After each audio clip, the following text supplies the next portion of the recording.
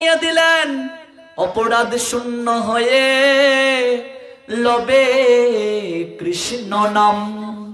একবার নাম নিলেই কৃপা হবে, কিন্তু তোমাকে সেই নাম অপরাধ শূন্য হয়ে নিতে হবে। অপরাধ কি বাবা? নাম করছ, 10টা অপরাধ রয়ে গেছে। যেমন এই যে আমরা আগে গল্পটা শুনলাম, ডাক্তার সাহেব আমি যদি একটু দুধের সঙ্গে 1 চামচ মদ মিশিয়ে খাই তাহলে কি হবে না? যে কোনো একটা খেতে হবে। দুধও খাবো মদও খাবো তা তো হবে না বাবা। নামও নেবে পাপও করবে তা তো হবে না, কৃপা হবে না, ক্রিয়া হবে না। এই জন্য এগুলো অনেক কথা আছে ভাগবতে। এই জন্য সারা জীবন কেউ যদি খারাপ কার্য করে কিন্তু সে যদি মৃত্যুকালে গুরু ভক্ত বৈষ্ণবের কৃপায় কৃষ্ণ নাম নিতে পারে তার উদ্ধার হবে, কিন্তু আসবে না তো। ওই যে এই গল্পটা আমি প্রায় জায়গাতেই বলি, আমার দেখা আটার ব্যবসায়ী লোক সারাদিন আটার ব্যবসা করে, একটু ঘুমাইছে দুপুরবেলা একটু রেস্ট নেবে, ঘুমের গুড়ে গুড়ে বলছে 10 কেজি আটা দে, 10 কেজি আটা দে। কিছু বুঝছ? সারাদিন আটার ব্যবসা করতে করতে ওই লোকটার মন আটা ভাবনাময় হয়ে গেছে, তাই নাক দেখে ঘুমের গুড়ে বলছে 10 কেজি আটা দে। সারা জীবন যদি তুমি আটার বস্তা বিক্রি করো, কেবল আটার বস্তার কথা চিন্তা করো, মৃত্যুর সময়ে তোমার তো নাম মুখে আসবে না। আটার বস্তার কথা চিন্তা করবে মরার সময়, না ভগবানের কথা চিন্তা করবে? ভরত মহারাজ হরিণের বাচ্চার কথা চিন্তা করে মরলো, পরবর্তী জন্মে হরিণ হয়ে জন্ম নিল। এই জন্যই তো গুরুদেব জপমালা দিয়ে দিয়েছেন, হয়ে সংসারী মনুষ্য জীব এই জপমালায় তুমি অভ্যাস করো। গুরুদেব বলছেন 16 মালা করতে হবে, এটা অভ্যাস যোগ, শ্রীমদ্ ভগবত গীতার 6ষ্ঠ অধ্যায়। অভ্যাস করবে, অভ্যাস করতে করতে যখন তোমার চিত্ত মার্জন হবে, চেতদর্পণ মার্জনম ভব মহদাবগ্নি নির্বাপনম শ্রবকৈর্বচন্দ্রিকা ভিতরণম বিদ্যাবোধ জীবনম আনন্দম বুদ্ধিবর্ধনম প্রতিপাদম পূর্ণমৃতাস্বাদনম সর্বাত্মা স্নপনম পরম বিজয়তে শ্রীকৃষ্ণ সংকীর্তনম নাম নামকারী বহুধা নিজ সর্বশক্তি তত্র রিপিতা নিয়মিত স্মরণেন কাল এতাদৃশী তব কৃপা ভগবান মময়পি দুদরিবমিদৃশ ইহ অজনি নয়নুরাগ। এই নাম যখন তুমি জপ করবে, জপ করতে করতে তোমার হৃদয়ে মাঝে ওই নাম করার মানসিকতা আসবে, চিন্তনে নাম আসবে, কৃষ্ণ ভাব কৃষ্ণ চিন্তন ভাবন সব আসবে, আর মৃত্যুর সময়ে তোমার কৃষ্ণ নাম স্মরণ হবে, নাইলে তো হবে না। এই জন্য জপমালা নিতে হবে। অনেক লোক বলে আচ্ছা জপমালার কি দরকার, আমরা তো মনে মনেই নাম লই। আছে কি নাই এরকম লোকের? মনে মনে নাম নেও না। এখানে আসো বইয়া তোমার মন গেছে গা অলিপুর, আর তুমি মনে মনে নাম নেও। মন 14 ভুবনে ঘুরে বেড়ায়, মনে মনে ভজন হয় না। এটা আমার জন্য নয়, মনে মনে ভজন নরোত্তম দাস ঠাকুরের জন্য, যে মনে মনে পায়েস রান্না করেছিল রাধারানীর জন্য। ভাবছে আমি যে পায়েসটা রান্না করলাম মনে মনে, দেখি একটু গরম আছে কিনা, কতটুকু গরম। যখন স্পর্শ করলো মনে মনে আঙ্গুল তার একটু পুড়ে গেল, এটা আমার জন্য নয়। মনে মনে ভজন সরগোস্বামী পাদের জন্য, আমার জন্য মনে মনে ভজন নয়। এই জন্য জপ মালা নিতে হবে প্রত্যেককে।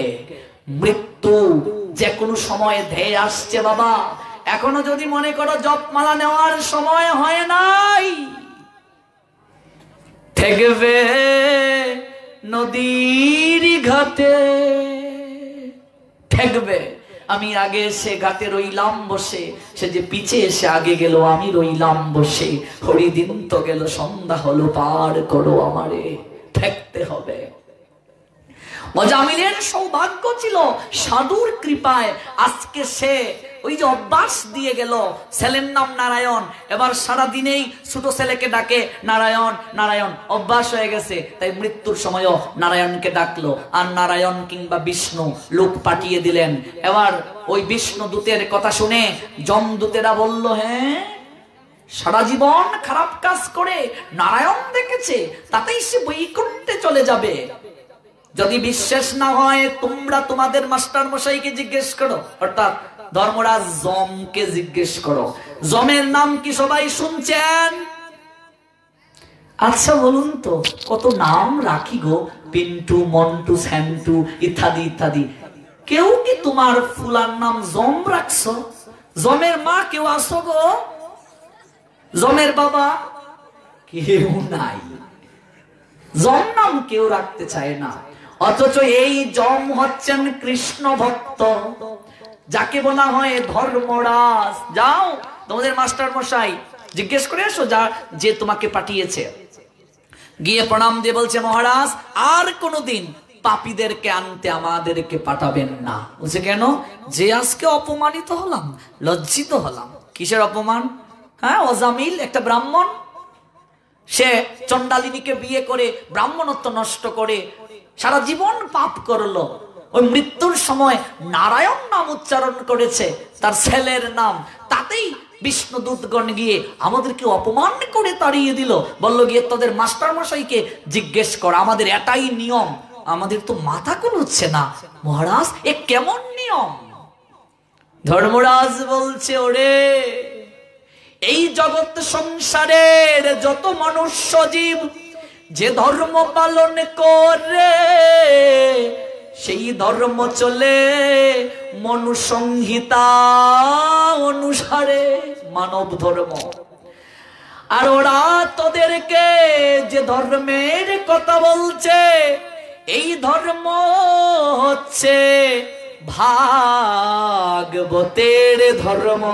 জয় জয় নিতাই গৌর সীতানাথ, প্রেমানন্দে হরি হরি বল।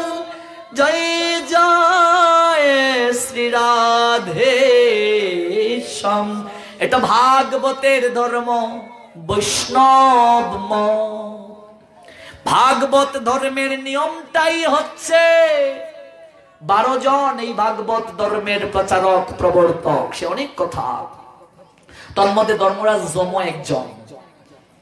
বললেন এই ভাগবত ধর্মের নিয়মটা হচ্ছে, কেউ যদি কায়ে মনোবাক্যে ভগবানের নাম উচ্চারণ করে অন্তকালে প্রাণ ত্যাগ করতে পারে, অন্তিমে সে ভগবানের চরণ পাবে।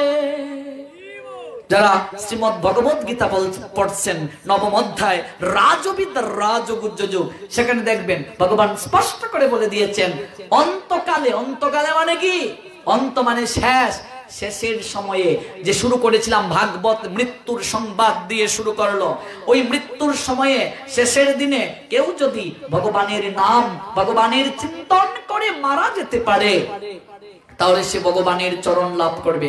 এবার প্রশ্ন আসতে পারে, সাধুদেরকে কেউ প্রশ্ন করতে পারে, বাবা যদি এটাই ভাগবত ধর্মের নিয়ম হয়, সারা জীবন তোমরা যে নাম করছো, যদি মৃত্যুর সময় নাম না করতে পারো, প্রশ্ন আসতে পারে না? সারা জীবন যে নাম করবে, মৃত্যুর সময় তার মুখে নাম আসবে আসবে। কেন? ভগবান নিজে বলে দিয়েছেন, ভক্ত করে ভক্তের লীলা, আমি করি প্রেম তরঙ্গ লীলা। ভক্তের জীবন বেলা ডুবে গেলে আমি নিজের হাতে বৈঠাবাই, নাম আসবে। যে করে হরির চিন্তা, হরি করে তার চিন্তা। উত্তর কোথায়? দলিলে আছে কি? সংবিধানে আছে। আমাদের শ্রীমদ্ ভগবত গীতা হচ্ছে মনুষ্য জীবের প্রকৃত সংবিধান। এই শ্রীমদ্ ভগবত গীতায় নবম অধ্যায় রাজবিদ্যা রাজগুজ্জ যুগে স্পষ্ট করে ভগবান ঘোষণা দিয়ে দিলেন, অনন্য চিন্তয়ন্ত মাম যে জনা পর্যুপাসতে তেষাম নিত্যা অভিযুক্তা নাম যুগস্কেমম বহামি অহম। ভগবান বলছেন, অনন্য চিত্তে পরিপূর্ণ ভক্তি সহকারে যে বা যারা আমার আরাধনা করে, আমার উপাসনা করে, আমাতে নিত্য যুক্ত, সেই সকল ব্যক্তির যুগ আর কেম দুটিকে বহন করি। জগতের বুকে তার যত স্থাবর অস্থাবর সম্পদ যা কিছু আছে সবকিছুকে আমি সংরক্ষণ করে রাখি, দেখাশোনা করে রাখি। এই জগতের বুকে তার যা কিছু নাই আমি নিজের হাতে বুঝা বহন করে সেই ভক্তের কুটিরে পৌঁছে দেই। এই গীতায় লেখা আছে, অনন্য চিন্তয়ন্ত মাম যে জনা পর্যুপাসতে তেষাম নিত্যা অভিযুক্তা নাম যুগস্কেমম বহামি অহম। কাজেই যে করে হরির চিন্তা, হরি করবে তার চিন্তা, এটা করবেই। অভ্যাস করতে হবে। অভ্যাস করতে গেলে জপ মালা প্রত্যেককে নিতে হবে। আগামীকাল থেকেই নাও, যারা এখনো নাও নাই। মনে রাখবে, কিচ্ছু সঙ্গে যাবে না গো মা, কিছুই যাবে না, একমাত্র নাম যাবে সঙ্গে, নাম। বিষ্ণু দূতেরা অজামিলকে নিল, যমদূতরা স্পর্শ করতে পারলো না অজামিলকে, ছেলের নাম নারায়ণ রাখার কারণে। এই জন্য এখনো যারা বিয়ে করো নাই, আমার বয়সী পুলাপান, যখন বিয়ে করবে, পুলাপান যখন হবে, স্যান্টু মন্টু জন্টু মার্বেল ভাবেল পাগলু ছাগলু ঠাগলু রুমিও রাখিও না, ডিজে রাখিও না। কি রাখবে? বৈদিক নাম। এটা পিতা হিসেবে তোমার দায়িত্ব, এটা মা হিসেবে তোমার দায়িত্ব, এটা শাস্ত্রের নির্দেশ। আমাদের প্রত্যেকটা নাম শাস্ত্রীয় অনুসারে হতে হবে, বৈদিক অনুসারে হতে হবে। তাহলে দেখবে তোমার মঙ্গল হবে, তুমি কৃষ্ণ কৃপা লাভ করতে পারবে। বলছিলাম সেই ভাগবতের অপ্রাকৃত কথা। জগতের বুকে ধন মদে যদি কেউ মত্ত হয়ে যায়, তখন তার মাঝে এই চিন্তাগুলো আর কাজ করে না। দেবর্ষি নারদের মতো একজন উত্তম অধিকারী সাধু, একজন উত্তম অধিকারী ঋষি, যে তিন কুলে স্বর্গ মর্ত পাতাল তিন কুলে বিনা অনুমতিতে গমন করতে পারে, সেই ঋষি সরোবরের পাশ দিয়ে হেঁটে যাচ্ছেন, আর কুবেরের দুই ছেলে মদ খেয়ে একেবারে চোখ দুটি এরকম করছে, মেয়েদের সঙ্গে নগ্ন হয়ে খেলা করছে। ভাগবত কি সুন্দর বর্ণনা দিলেন, মদ্যপানে রত আকি হতেছে গৃহীত, রমণী সঙ্গেতে নৃত্য গীতে রত। রমণী মানে নারী, দুই নারীকে নিয়ে ওই কুবেরের দুই পুত্র নলার মণিগ্রীব মদ খেয়ে মাতাল হয়ে সরোবরের মাঝে জল ক্রীড়া করছে। হেনকালে নারদ ঋষি ততায় গেলা, নারীর সঙ্গে দুইজন জল খেলা করিতে লাগিলা। দেবর্ষি নারদ বিনা বাজিয়ে হরি গুণগান করে করে সেই সরোবরের পাশ দিয়ে হেঁটে হেঁটে যাচ্ছেন, আর ওই মাতাল দুই ভাই নলার মণিগ্রীব মদ খেয়ে ওই দুই রমণীর সঙ্গে নগ্ন হয়ে জল খেলা করছে। ভেবে দেখছো, একজন সাধু, শুধু সাধুই নয়, শুধু ঋষি নয়, দেবতাদেরও যিনি ঋষি, যার নাম দেবর্ষি। অর্থের অহংকার মানুষের মাঝে যদি প্রবল হয়, যে অর্থ ভগবানের সেবায় লাগে না, তাদের কি গতি হয় দেখো। ভাগবত দেখিয়ে দিলেন, মুনিবর দর্শন করি নারীগণ সম্ভ্রমে উঠিয়া শীঘ্র পরিল বসন। বসন মানে কাপড়। নারদকে দেখে ওই দুই অপ্সরা নারী সঙ্গে সঙ্গে লজ্জায় কাতরাচ্ছে, তীরে উঠে কাপড় পরিধান করছে। আর ওই যে দুই মাতাল কুবেরের দুই পুত্র, ওরা কি মদিরা পানেতে মত্ত দুই সহুদর, সহুদর মানে আপন ভাই, না উঠে নয়নে দেখিয়া মুনিবর। সহুদর দুইজন মুনিবরকে দেখে বিন্দু বিসর্গ সম্মান করলো না। দেখো বৈষ্ণবের চরণে অপরাধ হলে কি হয়, সাধুর নিন্দা করলে, সাধুর চরণে অপরাধ করলে কি হয়, শাস্ত্র জানিয়ে দিলেন বৈষ্ণব দেখিয়া যে না নুয়ায় মুন্ড, সেই মুন্ড পরে গিয়া নরকের কুণ্ড। সাধুকে দেখে যদি প্রণাম নিবেদন না করো, 6টা বৈষ্ণব অপরাধ রয়েছে, তন্মধ্যে একটা বৈষ্ণব অপরাধ হচ্ছে সাধুকে দর্শন করার সঙ্গে সঙ্গে প্রণাম না দিলে তোমার অপরাধ হয়ে যাবে। ওই দুই কুবেরের পুত্র নারদকে দেখে বিন্দু বিসর্গ সম্মান করলো না, এমনকি কাপড় পর্যন্ত পরিধান করলো না, পরিধান করলো না। আজকে বস্ত্র হরণ লীলায় ভগবান কৃষ্ণ ব্রজগোপীদের কাপড়কে হরণ করলেন অনেকগুলো শিক্ষা দেওয়ার জন্য। প্রথম শিক্ষা হচ্ছে কাপড় খুলে কখনো স্নান করতে নাই, এই জন্য শাস্তি দিলেন, কাপড় হরণ করলেন ভগবান। দ্বিতীয় কারণ, এই কাপড় মানে বস্ত্র। শ্রীমদ ভগবদ গীতায় 2য় অধ্যায়ে সাংখ্য যুগে ভগবান বলছেন, বাসাংসি জীর্ণানি যত বিহায় নবানি গৃহ্ণাতি নরপুরাণি তথা শরীরানি বিহায় জীর্ণানি অন্নানি সংজাতি নবানি দেহি। শ্রীমদ ভগবদ গীতা 2য় অধ্যায় সাংখ্য যুগ 22 নং শ্লোক। ভগবান শ্রীকৃষ্ণ অর্জুনকে উদ্দেশ্য করে বলছেন, এই দেহটাই হচ্ছে কাপড়। দেহটা কি? মানুষ যেমন জীর্ণ বস্ত্র পরিধান করে, নতুন বস্ত্র পরিধান করে, আত্মাও তেমনি জীর্ণ শরীর, জীর্ণ মানে পুরাতন, পুরাতন শরীর ত্যাগ করে নতুন আরেকটা শরীর ধারণ করে। ব্রজগোপীদের কাপড়কে হরণ করার প্রতীকী অর্থে ভগবান বুঝিয়ে দিলেন, ভগবান ব্রজগোপীদের দেহটাকে হরণ করলেন। কারণ দেহে দেহে কাম হয়, আত্মায় আত্মায় হয় প্রেম। আত্মীয় সবাই ভাই আত্মার সম্বন্ধে, আত্মীয়তা নাহি হয় মায়াময় গন্ধে। এই জগতের বুকে রক্তের সম্পর্কের চেয়েও আত্মার সম্পর্ক বড় হয়, রক্তের সম্পর্কের চেয়েও। সাধুদের প্রকৃত আপনার জন সাধু, এটা ভগবান দেখিয়ে দিলেন লীলা করে।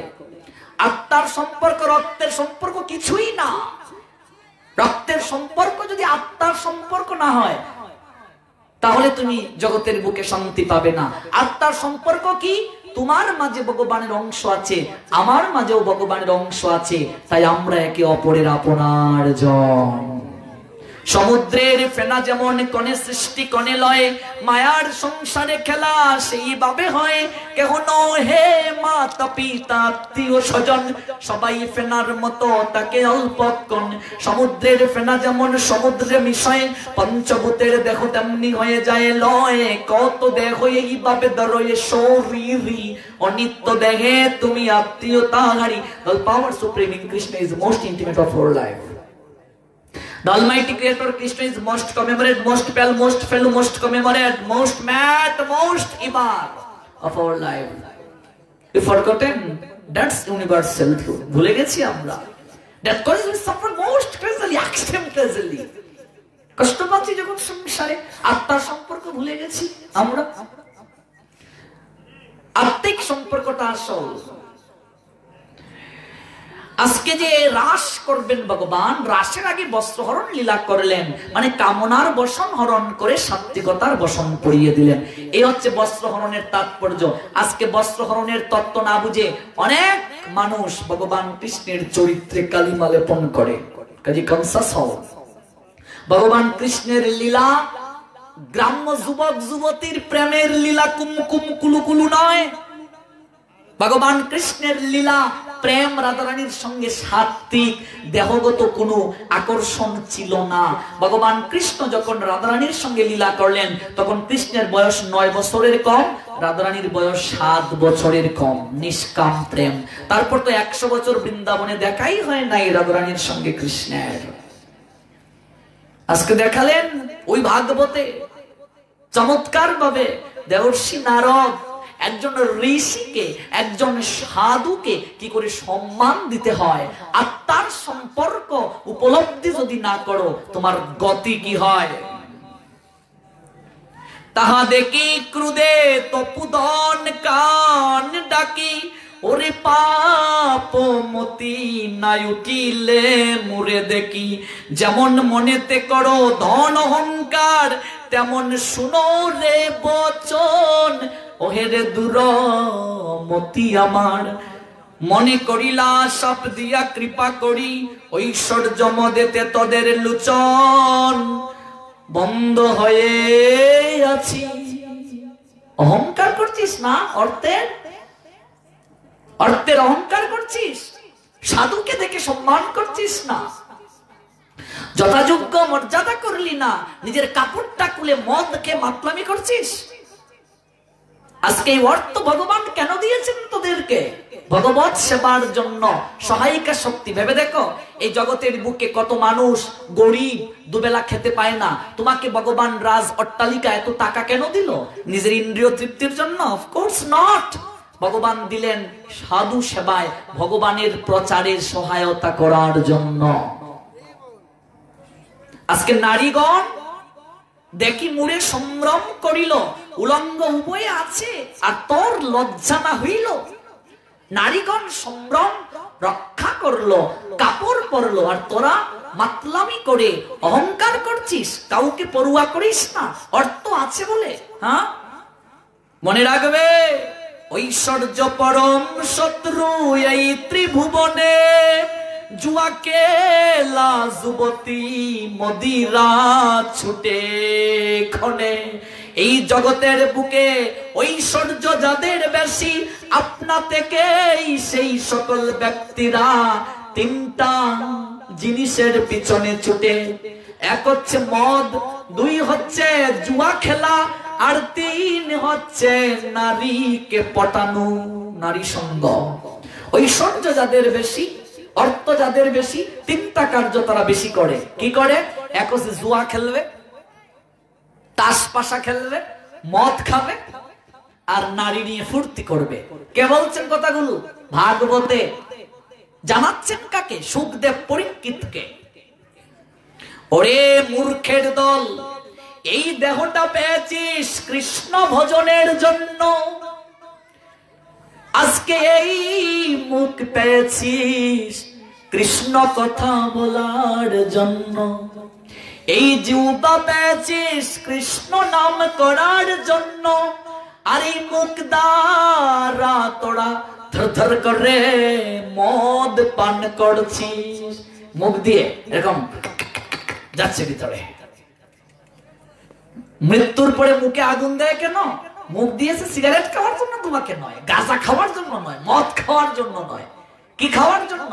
কৃষ্ণ প্রসাদ খাওয়ার জন্য। ভাগবত আমাদের জীবনের এক সংবিধান।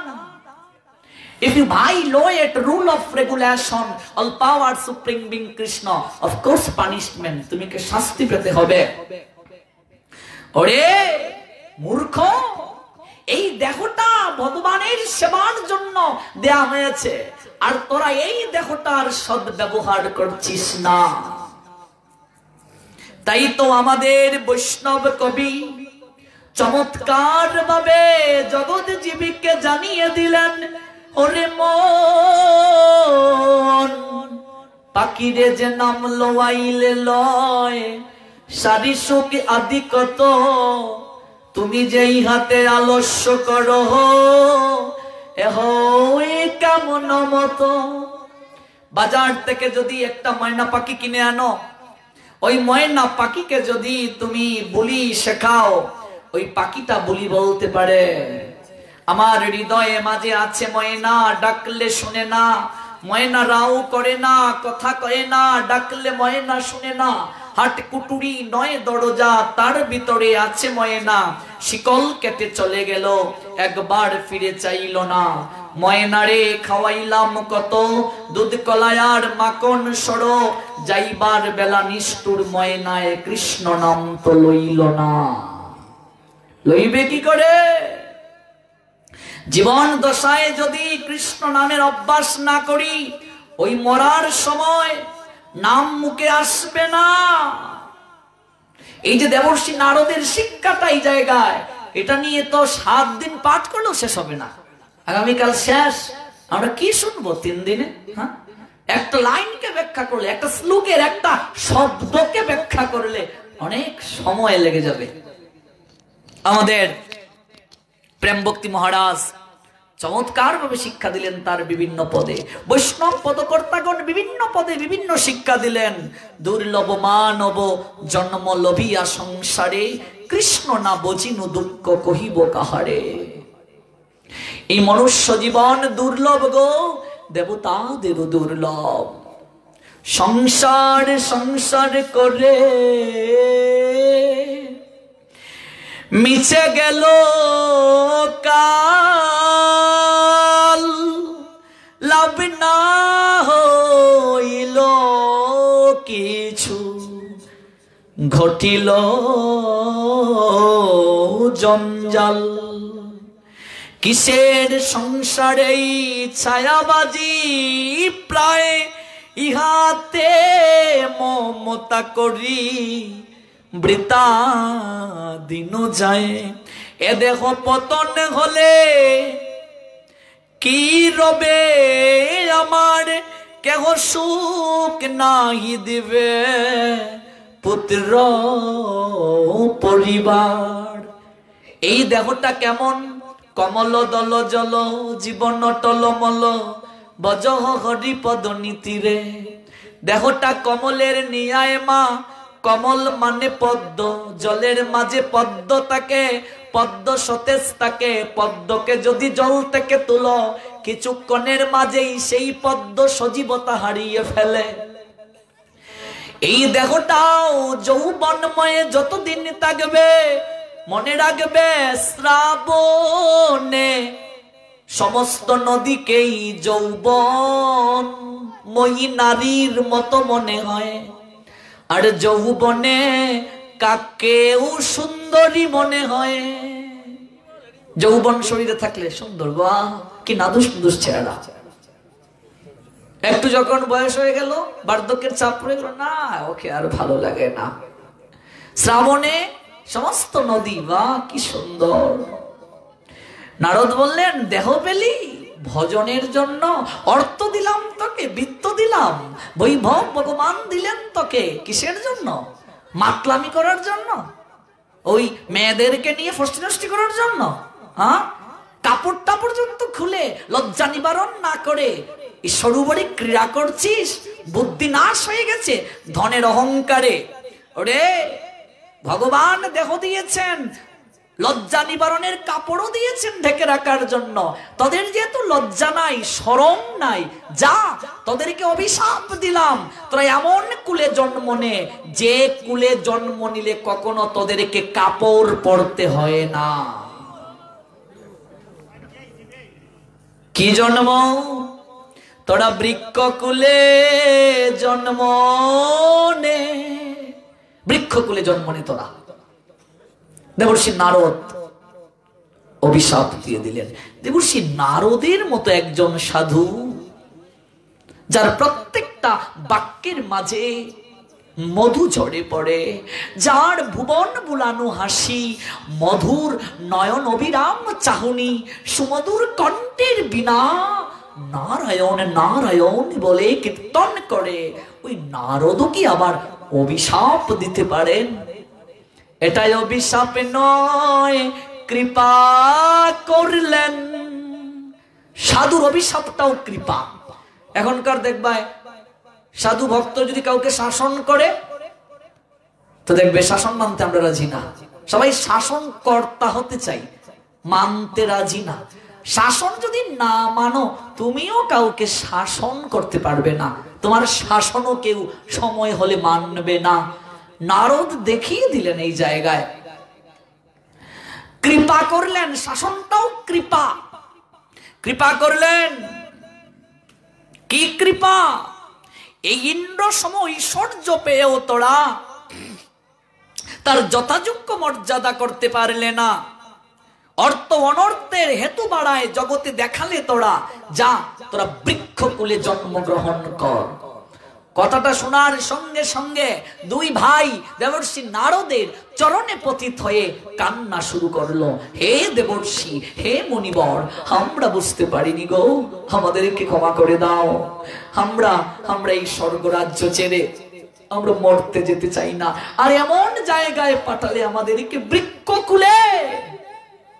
বৃক্ষ রোদ্রে পুড়ে বৃষ্টিতে ভিজে, তাদের তো চলন শক্তি থাকে না। দেখো বাবা, এই পা তোমাকে ভগবান দিয়েছেন। পৃথিবীতে অনেক লোক আছে যাদেরকে ভগবান পঙ্গু করে জগতে পাঠিয়েছেন, যাদেরকে ভগবান প্যারালাইসিস করে জগতে এই বিছানার মাঝে শুইয়ে রেখে দিয়েছেন।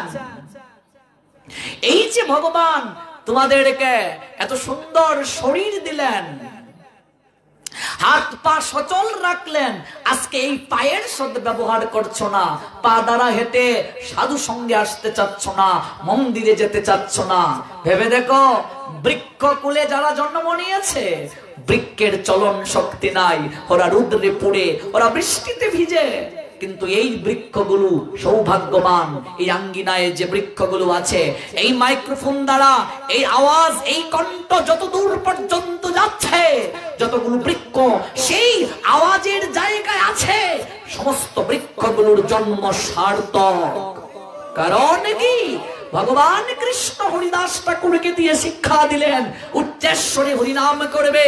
উচ্চেশ্বরে হরিনাম করলে বৃক্ষ লতা গুল্ম ওরা হরিনাম করতে পারে না, ওরাও হরিনাম শুনে তারাও মঙ্গল হবে, তারাও উদ্ধার পাবে। ভেবে দেখো, এই জন্য ভক্ত যে কুলেই জন্ম নিতে চায়, কৃষ্ণ চরণ ছাড়া হতে চায় না। হয় না গো?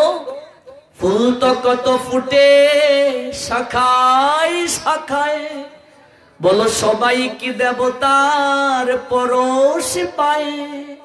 গাছে গাছে কত ফুল ফুটে, সমস্ত ফুল তো ভগবানের চরণে লাগে না গো। যে ফুল ফুটার পর বৃন্তচ্যুত হয়ে ভগবানের চরণে লাগলো না, তার ফুল হয়ে জন্ম নেওয়া বিফল হয়ে গেল। বৃক্ষ রাজিতে কত ফল ধরে, কটা ফল ভগবানের সেবায় লাগে। যে ফল ভগবানের সেবায় লাগলো না, তার ফল হয়ে জন্ম সার্থক হলো না। এই দেহ পেয়ে, এই দেহ যদি গুরু সেবায় না লাগলো, গৌরাঙ্গের সেবায় না লাগলো, সাধুর সেবায় না লাগলো, ওই দেহে কোনো লাভ হলো না, লাভের ওই দেহটাও বিফলে চলে গেল। এই জন্য প্রকৃত সাধু, প্রকৃত আচরণশীল সাধু ভগবানের কাছে প্রার্থনা করে, হে গোবিন্দ, তুমি যে কুলে জন্ম দিয়ে পাঠাও, হে গোবিন্দ, যেন তোমার চরণ সেবায় লাগতে পারি। যদি বৃক্ষ কুলে জন্ম দিয়ে পাঠাও, হে গোবিন্দ, যেন বৃন্দাবনে জন্ম হয়। বৃক্ষ কুলে জন্ম দিলে বৃন্দাবনে হয়। যদি গাবি কুলে জন্ম দিয়ে পাঠাও, হে গোবিন্দ, যেন বৃন্দাবনের গাবি হতে পারি। যদি আমায় তুমি কীর্তি পতঙ্গ করেও পাঠাও, হে গোবিন্দ, যেন তোমার লীলাস্থানে রইতে পারি। উদ্ধব পর্যন্ত বৃন্দাবনের বৃক্ষলতা গুল্ম হয়ে জন্ম নেওয়ার প্রার্থনা করলেন ভগবানের কাছে। সার্থক তাদের জীবন। দেবর্ষি নারদের অভিশাপ শুনে দুই ভাই কাঁদতে শুরু করলো, হে মুনিবর, এমন অভিশাপ দিলে বৃক্ষ কুলে যাব, ওরা তো চলতে পারে না, ওদের অনুভূতি আছে, কেটে নিলে ওরা কিছু বলতে পারে না, জ্বালানি রূপে ব্যবহার করলে ওরা কিছু বলতে পারে না। তোদেরকে এই উন্নত দেহ দেওয়ার পরও তোদের মাঝে এত কামনা রয়ে গেল, ভগবত সেবায় তোরা লাগলে না, তাই বৃক্ষকুলে যাওয়াই তোদের যথাপযুক্ত। চরণে জড়িয়ে ধরে কান্না শুরু করলো, আমাদেরকে কৃপা করে ক্ষমা করে দিন দেবর্ষি, আমরা আমাদের ভুলটাকে বুঝতে পেরেছি। এবার দেবর্ষি নারদ, তিনি তো দয়ার নিধি, করুণার নিলয়, তিনি বলেন যা, অভিশাপ যেহেতু দিয়েছি সেটা তো ভোগ করতেই হবে, তবে আশীর্বাদও তোদেরকে করছি। তোরা যমলার্জুন হয়ে জন্ম নিবি, অর্জুন বৃক্ষ হয়ে জন্ম নেবে। অর্জুন বৃক্ষের একটা বিশেষ ধর্মীয় গত দিক থেকে তত্ত্ব আছে। শুধু অর্জুন বৃক্ষ হয়ে জন্ম নেবেই না, তোরা এমন জায়গায় জন্ম নেবে যে আঙ্গিনাতে আমার প্রাণ গোবিন্দ বাল্যকালে লীলা করবে। ওরে তোরা যশোদার আঙ্গিনায় জন্ম নেবে, তোরা নন্দের আঙ্গিনাতে জন্ম নেবে, আর আমার প্রাণ গোবিন্দের চরণ দুলি পেয়ে ও রে সহুদর তোরা তোরা মুক্ত হয়ে আবার ফিরে আসবে। সাধুর কৃপা দেখো, শুনবো আমরা এই ধারাবাহিকতায় আগামীকাল গুরু গৌরাঙ্গের কৃপা হলে। আজকের মতো এখানেই কৃষ্ণ কথা আলাপন সমাপ্তির পথে আমরা যাচ্ছি। তবে হ্যাঁ, সবাই একটু নৃত্যে অংশগ্রহণ করবেন, সবার জন্যই কিঞ্চিত প্রসাদের আয়োজন আছে, আপনারা নৃত্যে অংশগ্রহণ